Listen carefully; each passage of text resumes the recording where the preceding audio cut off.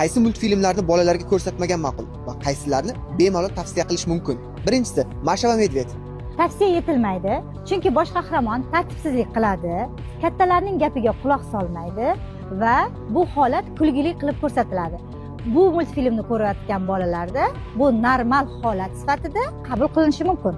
Ikkinchisi, Semi Traktor. Tavsiya qilaman, chunki multfilm sodda, tushunarli, rang-barang, o'rgatuvchi qilib tasvirga olingan. Bu ranglar, raqamlar hamda so'z boyligini oshirishga xizmat qiladi. Aynan kichik yoshdagi bolajonlarimiz uchun juda ham mos multfilm hisoblanadi. Uchinchisi, Tom va Jerry. Tavsiya etilmaydi, chunki urush, quvish, zo'ravonlik hazil tarzida ko'rsatilgan. Bu esa bolada agressiyani normal holat deb qabul qilinishiga sababchi bo'lishi mumkin. To'rtinchisi, Qirol Sher. Tavsiya etiladi, chunki ushbu multfilmimizda mas'uliyat, jasorat va hayot saboqlari haqida ma'lumotlar yig'ilgan. Va oxirgi beshinchisi, eski o'zbek multfilmlari.